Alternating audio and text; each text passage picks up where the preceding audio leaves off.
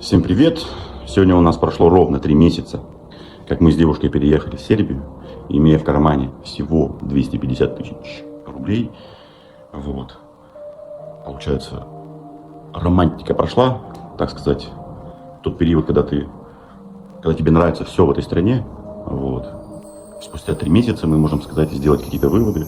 У нас тут все устраивает, нам здесь очень нравится. Вот. Сейчас планируем забрать из России животных, перевести. Так, начну сразу отвечать на вопросы, потому что шорты очень короткие. Вот. Искали мы квартиру через местный сайт Авито.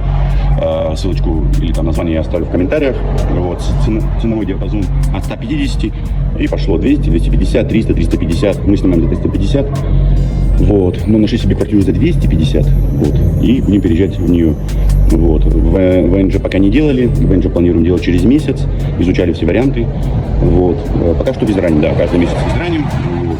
Работаем мы удаленно, что я, что девушка, поэтому, но работу тут найти не проблема, я с людьми общаюсь, вот, работу вообще найти не проблема, хоть официально устраивайся, если у тебя есть права, то вообще работы в 2 раза будет больше.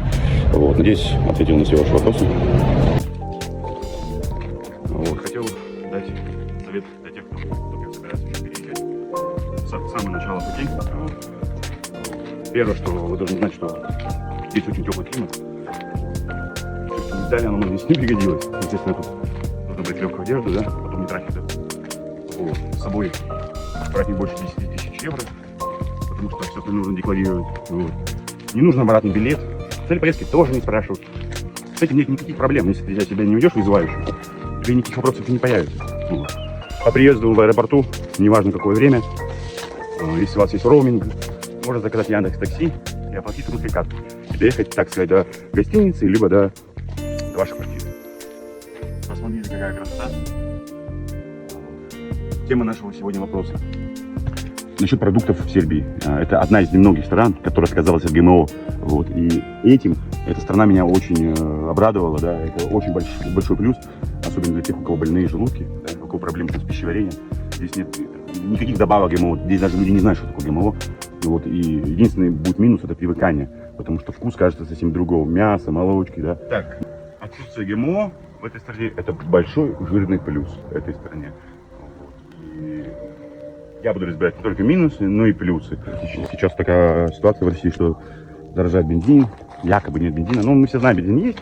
Да, ну, да, он в цене дорожает. Но для тех, кто собирается приезжать в Сербию, должны знать, что тут бензин стоит от 180 рублей за литр. Вот, так что, где дорогой бензин, так это Сербия. Это, наверное, минус Сербии, да. Но плюс, опять же, Сербия очень маленькая, это как одна Московская область. И расстояния здесь будут небольшими, даже между городами они будут небольшими. И то на то и выходит, что траты будут примерно такие же, как и в России. Вот. Если у вас еще будут какие-то вопросы, задавайте, пишите в комментарии, ставьте лайки, я вам отвечу на каждый вопрос.